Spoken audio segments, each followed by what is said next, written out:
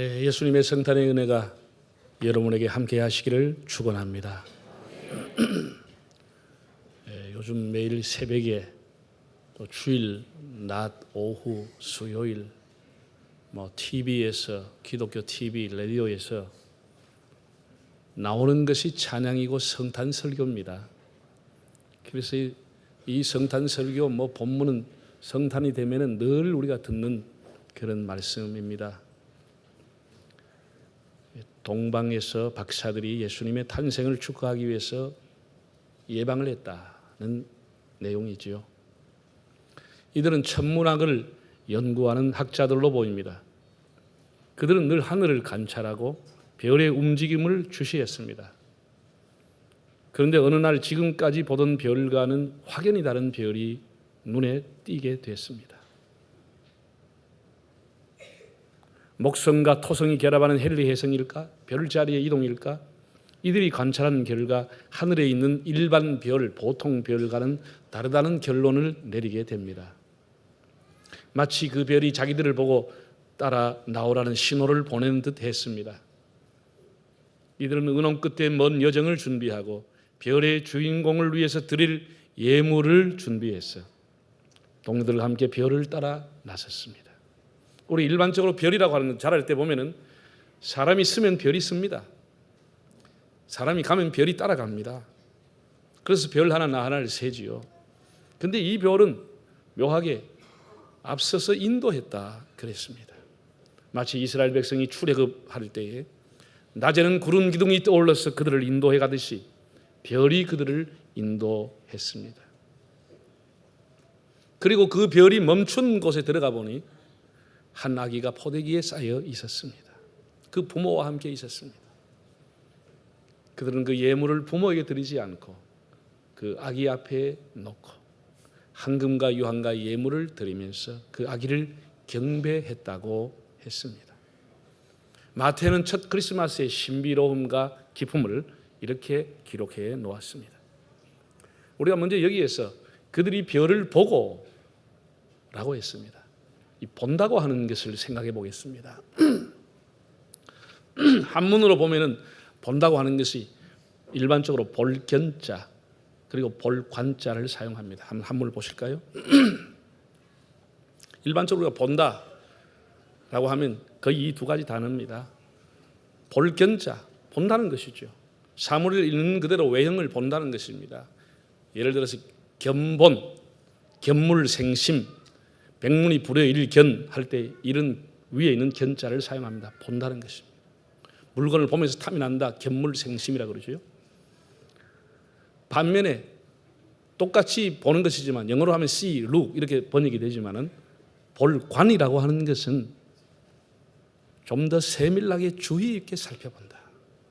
관찰, 관념, 관망 이런 걸 사용할 때 위에 견을 사용하지 않고 좀 더 세밀하게 본다고 할 때는 아래에 있는 관자를 사용을 합니다. 보는 것은 동일하게 보는지만은 견으로 보느냐 관으로 보느냐에 따라 가지고 그 내용은 엄청나게 차이가 나는 것이죠. 우리가 어떤 생각으로 사물을 보느냐, 사건을 보느냐, 사람을 보느냐에 따라서 행동이 달라지게 되는 것입니다. 견으로 볼 것이냐, 관으로 볼 것인가라고 하는 문제입니다. 인류 최초로 달나라에 갔던 소련의 그 유리 가가린이라고 하는 사람이 있습니다. 소련의 우주 비행사지요. 제가 오래전에 러시아를 갔었는데 모스크바, 상트페르크 곳곳에 유리 가가린의 동상 그 우주 비행선이 있습니다. 이 가가린이라는 사람이 갔다 와서 이렇게 얘기했습니다. 그 당시에 소련은 종교는 아편이다 하고 신앙생활 다 금지했을 때입니다. 교회당을 다 물을 넣어가지고 스케이트장을 만들어서 스케이트로 했던 그런 그 당시에 그런 공산 지하에 있었습니다. 그는 이렇게 말했습니다. 내가 달에 갔다가 왔는데 가보니 하나님은 없더라.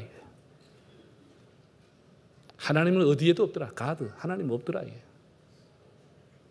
반면에 닐 암스트롱이라고 하는 분이 미국에서 아폴로 13호를 타고 달나라를 다녀온 이후에 2년 후인 1971년 7월 26일 날 아폴로 15호에 제임스 어윈이라고 하는 사람이 이번엔 달에 그냥 갔다 온 것이 아니고 조그마한 차 같은 걸 만들어서 직접 그 달 위를 걸었습니다. 운행을 했습니다. 이 어윈이라고 하는 사람은 이렇게 말했습니다. 이 수많은 별과 해와 달을 움직이시는 창조주 하나님의 섭리에 경탄했다라고 했습니다. 그는 이렇게 말했습니다. 내가 지금 이 지구 위를, 이 달 위를 걸어가는 것을 사람들이 대서특별하겠지만 2000년 전에 예수께서는 이 작은 축구공 같은 지구 위를 걸으셨다고 하는 것이 얼마나 신비롭고 경탄한 일인가. 예수가 이 지구 위를 걸었다고 하는 것이 얼마나 경탄하고 신비로운 일인가. 가가린이라고 하는 사람은 달을 견했습니다. 그냥 눈에 보이는 대로 봤습니다. 하나님은 없다고 했습니다. 그런가 하면은 어윈이라고 하는 분은 달을 관찰했습니다. 관했습니다. 깊이 생각하고 관찰했습니다. 관념했습니다. 그러면서 눈에 보이진 않지만 창조주가 이 모든 우주와 모든 천체를 섭리하고 있다고 하는 사실을 고백을 했습니다. 세례 요한이라고 하는 사람은 그는 당대 최고의 인기 있는 선지자요 사자후를 토하는 선지자였습니다. 그의 말씀을 듣기 위해서 사방에서 요단강에 사람들이 모여왔습니다. 어느 날 예수님께서 첫 공생애를 시작하기 위해서 요단강에 세례를 받기 위해 나타났습니다. 그 수많은 무리 중에 어떤 사람도 예수님을 알아보지를 못했습니다. 다 보기는 봤지만 몰랐습니다. 그러나 세례 요한은 예수님을 알아봤습니다. 그런 예수님을 가리켜 이렇게 말했습니다. 세상 죄를 지고 가는 하나님의 어린 양이로다. 보라, 세상 죄를 지고 가는 하나님의 어린 양이로다. 내가 봄에 그 위에 성령이 함께 하시더라. 그가 보았다는 것이죠. 모두가 보았지만은, 모든 사람은 견했지만은 그는 관함으로 예수님이 하나님의 아들임을 증언했습니다. 아기 예수님이 포대기에 쌓여서 40일째 되는 내 유대인의 관례를 따라서 예루살렘 성전에 가서 첫 아들이기 때문에 헌신례를 드렸습니다. 요셉과 마리아 부처가 그 아기를 포대기에 안고 예루살렘 성전으로 갔습니다. 첫 아들이 태어나면 부잣집에는 소를 잡아서 하나님 앞에 제사를 드리든지 아니면 일반적으로 양을 잡아서 하나님 앞에 드려야 하는데 요셉 부부는 얼마나 가난했는지 집 비둘기 한 마리를 잡아서 갔다고 그랬습니다. 성경에 집 비둘기를 드렸다고 그랬습니다. 집 비둘기밖에 드릴 수 없는 그 가정의 외모가 초라했겠죠. 요셉과 마리아의 외모가 초라했겠죠. 그 포대기도 초라했겠죠. 거기에 새근새근 자고 있는 그 아기도 초라했겠죠. 그러나 오랫동안 성전을 떠나지 않고 기도하던 시므온이라고 하는 사람은 그 아기를 안고 이렇게 하나님을 찬양했습니다. 여호와여, 이제 종을 평안히 놓아주시는도다. 내가 주의 구원을 보았사오니 이방에 비치는 빛이요 이스라엘의 영광이로소이다. 내가 주의 구원을 보았나이다.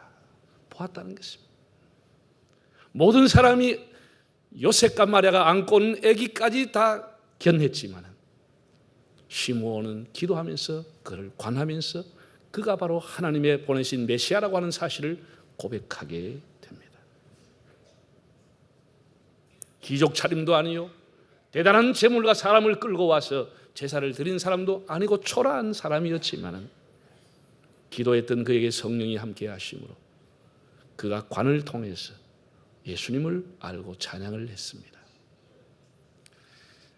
여러분, 이 세상에 살아가면서 여러분의 자녀가 여러분과 탁월한 사람이 되려고 하면 견보다는 관이라고 하는 것을 마음에 가져야 합니다.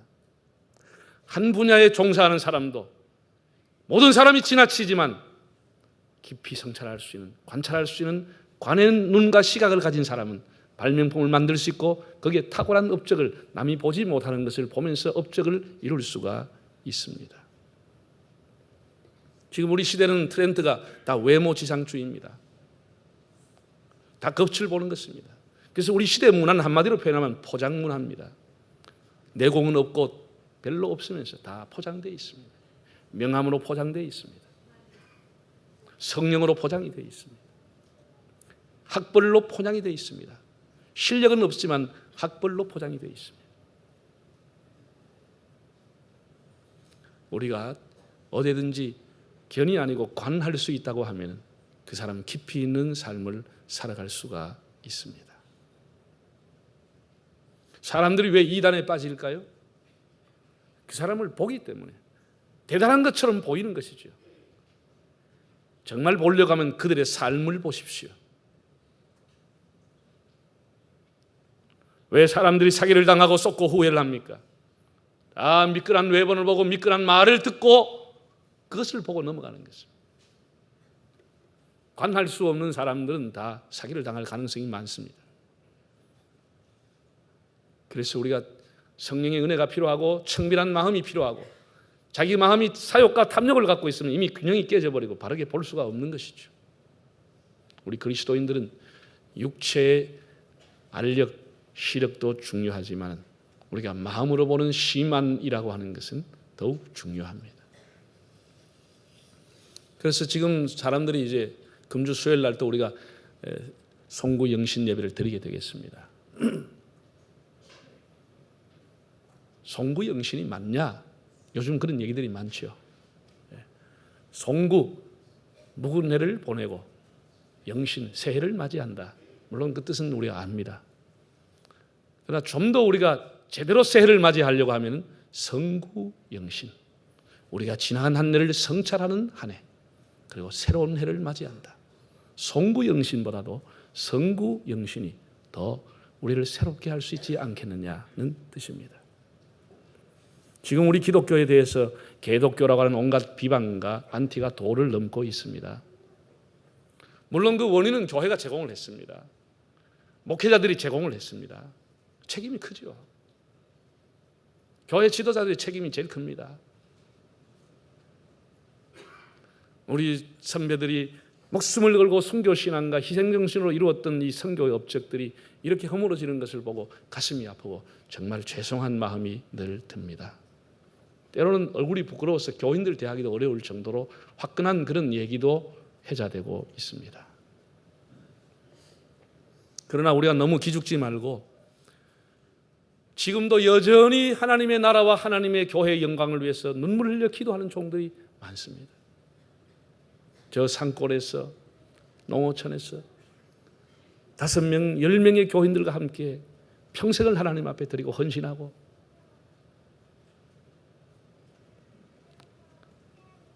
토굴에서 기도하고 이렇게 추운데 눈을 맞으면서 하나님 앞에 한국교회의 영광을 회복하기 위해 기도하는 종들이 수없이 많습니다.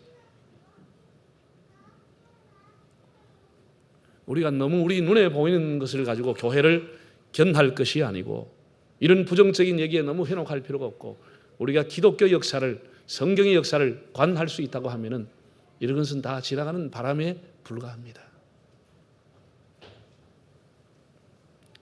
눈에 보이는 대로 판단하지 말고 우리가 제가 지난 한 주간 동안에 짧은 우리 한국 기독교 역사를 한번 생각을 해봤습니다. 1884년에 중국 상해에서 선교하던 알렌이라고 하는 선교사가 조선 땅에 한 사람도 예수 믿는 사람이 없다는 소식을 듣고 그는 조선에 들어와서 복음 전하기를 원했습니다. 그래서 한국 땅에 입국을 했습니다. 그 이듬해인 1885년에 북장로교 선교사인 언더우드와 또 감리교 선교사인 아펜젤라가 들어왔습니다. 그래서 그야말로 조선이라고 하는 나라, 대한민국이라는 나라가 선교의 대상국으로 떠오르게 됐습니다. 많은 사람이 관심을 가지고 그 이후에 선교사를 자원해서 한국 땅에 왔습니다. 부산에도 여러 명이 이미 선교 활동을 하고 있던 중에 1889년에 호주에 그 데이비스라고 헨리 데이비스라고 하는 분이 30살 막 넘었습니다. 호주 멜번 대학을 수석으로 나온 사람이고 이미 사립학교를 세워가지고 고등학교 교장으로 있던 사람입니다. 장래가 매우 촉망되는 이 젊은이가 목사 안수를 받고 그리고 조선이라고 하는 땅에 가서 복음을 전하기를 자원했습니다. 파송을 받고 멜본, 호주, 시드니를 거쳐가지고 2달 동안 일본 나가사키를 거쳐 부산을 거쳐 제물포 그리고 한양에 도착했습니다. 그리고 언더우드와 이미 와있던 아펜젤라를 사귀며 한국말을 어느 정도 배워가면서 기도하는 중에 자기는 이 한양에서 가장 멀리 떨어져 있는 부산 땅에 가서 복음을 전하기를 원했습니다. 그래서 이제 저 가천 여주 이쪽을 돌아가지고 하동 쪽을 진주를 돌아서 부산에 왔습니다. 그것이 1890년 4월 4일입니다. 그러나 그는 여러 달 동안 선교 여행을 하고 부산에 오면서 이질병과 풍토병 그리고 추위에 인해 가지고 그의 몸은 상할 대로 상했어. 그 당시에 기록을 보면 일본인 의사가 와서 치료했지만 결국은 그 다음날 아침 1890년 4월 5일 그는 하나님의 부름을 받게 됩니다. 부산에 복음의 열망을 가지고 왔던 젊은 선교사가 하루 만에 순교하고 죽었습니다. 한 사람도 복음 전하지 못했습니다. 그의 죽음의 소식이 호주 시드니와 멜번에 전해졌을 때 이제는 한국 선교는 끝이라고 했던 생각과는 다르게 그의 죽음을 헛되이 할 수 없다고 하는 수많은 젊은 사람들이 자원해서 부산 땅에만 그의 죽음 이후에 100명 이상의 호주 선교사들이 와서 대학교를 세우고 중고등학교를 세우고 그리고 병원을 세웠어, 교회를 세워서 선교를 했습니다. 선교사들이 가져온 것은 복음이었습니다. 배드 뉴스, 슬픈 뉴스가 아니고 굿 뉴스, 복음의 뉴스를 가지고 왔어요. 그 복음이라고 하는 것은 바로 예수 그리스도입니다. 예수 그리스도를 안고 왔습니다. 이 한반도 조선 땅에 그들이 오게 됨으로써 예수님이 이 땅에 오시게 된 것이죠. 그러면 선교사들이 왔을 때 우리 한국 사회에 어떤 변화가 일어났느냐? 물론 의료 체계 변화, 여러 가지 사회의 어떤 구조, 온 방면의 변화가 왔지만 특별한 변화는 교육의 변화가 일어났습니다. 여러분, 그 선교사가 오기 전까지 우리 조선 땅에서 교육이라고 하는 것은 서당 교육이 전부였습니다. 글 좀 하려고 하는 사람은 다 서당에 갔습니다. 훈장님한테 가서 배웠습니다. 하늘천 따지가 전부인 줄 알았습니다. 좀 더 공부했던 학자, 유학자들은 논어, 공자, 맹자가 전부인 줄 알았습니다. 그리고 한글은 언문이라고 해서 배우지도 않았습니다. 다 한문 가지고 통용했습니다.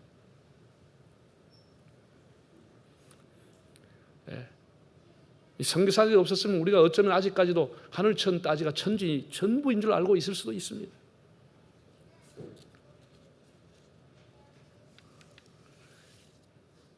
여성들에게도 지식을 공부시키기 위해서, 여러분 그전까지 여자가 무슨 공부를 했습니까?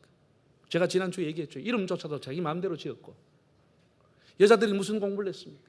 여자들이 서당에 가서 공부를 했습니까? 왕비가 되어도 자기 이름을 모르고 썩만 가지고 왕실에 들어가는 거예요. 글을 볼 줄 모르는 거예요. 선교사들이 들어와서 이어학당을 세웠습니다. 숭의여학교를 세웠습니다. 정의여학교를 세웠습니다. 많은 여성들이 이 den기를 가지고 학교에 와서 공부하기 시작합니다. 여러분, 선교사가 오기 전까지, 그리스도의 복음이 오기 전까지 우리나라의 여성들은 일생은 눈물입니다. 평생을 눈물로 살았습니다. 여자의 일생이 눈물입니다. 저는 유림이 번창했던 도시에서 자랐기 때문에 제가 그 광경을 소소하게 생생하게 다 기억합니다. 저희 어머니 세대, 저 누님 세대가 어떻게 살았는지를 저는 압니다. 다 평생을 눈물입니다. 기가 막히죠. 예수 그리스도의 복음이 들어오기 전에 이 나라는 천부가 저주와 울음밖에 없었는 거예요. 통곡밖에 없었는 거예요. 지금도 그리스도의 복음이 없으면 우리가 그렇게 살 수밖에 없는 거예요. 여러분 보세요. 여러분이 생각하기에 인도 같은 나라는 성추행이 요새 TV 나오지만 그건 예사로운 일입니다. 여자를 아직까지 사람 취급 안 하고 인권 같은 거 없습니다. 인도에 지도자가 없어서 그렇습니까? 인도에 대학이 없습니까? 그렇지 않습니다. 인도에도 세계적인 명문 대학이 있고 마하트마 간디 같은 세계적인 지도자가 있음에도 불구하고 인도가 왜 그렇게 인권이 없고 여자를 무시하느냐? 그건 한마디로 종교라고 하는 카스트 제도가 그들을 누르고 있습니다. 종교가 그들을 속박하고 있는 것입니다. 종교가 사회의 모든 것을 다 잡고 있는 것입니다. 어떤 훌륭한 학자도 어떤 훌륭한 정치가도 종교를 뛰어넘지를 못합니다. 그래서 수백 년이 가도 그대로 여자는 사람 취급 못 받고 있는 거예요. 한번 태어나면 죽을 때까지 운명이 딱 정해져 버린 거예요. 카스트 제도라는 게. 여러분 저 요르단이나 시리아 같은데 중동 아랍권, 소위 말하는 아랍권에서도 유수한 대학이 많습니다. 우리가 덮어 쓰고 다니면 사람 우습게 보이지만 그 유수한 대학이 많습니다. 오랜 역사를 가지고 있습니다. 핵무기를 만들 만큼 그들은 과학과 기술이 뛰어남에도 불구하고 여전히 조선시대보다 더 눈만 빠끔 대놓고 여자들 덮어쓰고 다닙니다. 뭐 때문에? 지식이 없어서 그렇습니까? 무지해서 그렇습니까? 종교가 딱 사회를 누르고 있는 것이에요. 종교가 사회를 누르고 있으면 대학 아니냐 우대학을 나와도 대단한 정치가라도 사회를 바꿀 수가 없는 것이에요. 다 종교의 지배를 받고 있는 것이에요. 아프리카에도 대단한 대학이 있습니다. 목사님들이 거기 가서 설교학 박사를 받아옵니다. 그러나 그 사회가 가지고 있는 종교 우상이라고 하는 것이 덮고 있으니까 대단한 학자도 길을 펴지 못하는 거예요. 다 종교의 우산 속에 살아가는 거예요. 종교의 우산. 태국, 미얀마, 인도네시아 가보세요. 천지가 불교입니다. 온 천지가 도배가 되어 있습니다. 곳곳마다. 네. 종교가 사람들을 다 이렇게 딱 속박하고 있는 것이에요. 자유가 없는 것이죠. 네. 여러분, 예수 그리스도가 이 땅에 오셨다고 하는 것은 가장 큰 선물은 우리를 죄와 억압에서부터 이렇게 벗어나게 한 자유를 주었다고 하는 사실입니다. 이것이 놀라운 축복이 아니겠습니까? 왕이신 주님이, 구원자이신 주님께서 영접하게 될 때 그 집이 바뀌고 그 삶이, 그 나라가 바뀌어지게 되는 것입니다. 예수는 우리 영혼만 구원하실 뿐 아니라 우리 인생의 모든 것을 다 바꾸어 주시는 것입니다. 다 녹아지게 하고 다 바꾸어 버리는 것입니다. 여러분, 저 산에 있는 얼어있던 눈, 얼음 덩어리, 그걸 어떻게 녹을 수가 있겠습니까? 봄이 오면 자연스럽게 다 녹아지더라고요. 우리 삶의 가정에 온갖 저주와 어려움이 있지만 어떻게 풀 수 있습니까? 예수 그리스도 영접하면 저절로 다 해결이 되어버리는 것이에요. 저절로 다 풀려지는 것이에요. 대한민국을 바꾸려고 아무리 애를 쓰고 우리 가정을, 우리의 습관을 하나 바꾸려고 아무리 애를 쓴다고 사람이 의지를 가지고 되느냐? 사람이 지도자가 대단하고 사람이 따라오냐? 그렇지 않습니다. 우리가 의지를 가지고 바꾸려고 할 필요도 없고 예수 믿으면 저절로 바뀌어집니다. 예수 믿으면 저절로 바뀌어집니다. 그냥 봄이 오면 눈이 녹아버렸어요. 예수가 오시면 그대로 어둠이 떠나가 버리는 것이에요. 빛이 오면 어둠이 떠나가게 되는 것이에요. 어둠을 물리치려고 애쓸 필요가 없어. 빛이 오면 어둠은 그냥 가버리는, 한순간에 가버리는 것이에요. 이 성탄이라고 하는 이런 축복의 계절입니다. 어두웠던 이 땅에, 눈물의 땅에, 통곡의 땅에 예수님이 오셨다고 하는 거예요. 얼마나 놀라운 소식입니다. 얼마나 감격스럽습니다. 사랑하는 형제 자매 여러분, 오늘 본문에 보면 동방의 박사들이 이렇게 물었습니다. 왕으로 나신 이가 어디 계시느냐? 왕으로 나신 분이 어디 계십니까? 여러분의 마음에 왕이 임하시기를 바랍니다. 여러분의 마음에 예수님이 임하시면, 여러분의 가정에, 우리 민족에 예수님이 임하시면 우리 삶은 다 바뀌어지고 눈물은 사라지는 것입니다. 자유와 진리와 기쁨이, 환희가 우리에게 넘치게 되는 것입니다. 우리가 매사를 볼 때, 성경을 볼 때나 사람을 볼 때나 역사를 볼 때 사람이 따라가는 견이 아니고 관을 가지고 또 성찰할 수 있는, 관망할 수 있는, 관찰할 수 있는 그런 관을 가지고 살아가고, 우리 기독교의 짧은 역사 속에 한국을 새롭게 바꾸었습니다. 우리가 이 힘을 가지고 빛의 통로로 살고 향기롭게 살아서 다시 이 땅에 주님의 나라를 세워가는 삶이 되시기를 바랍니다.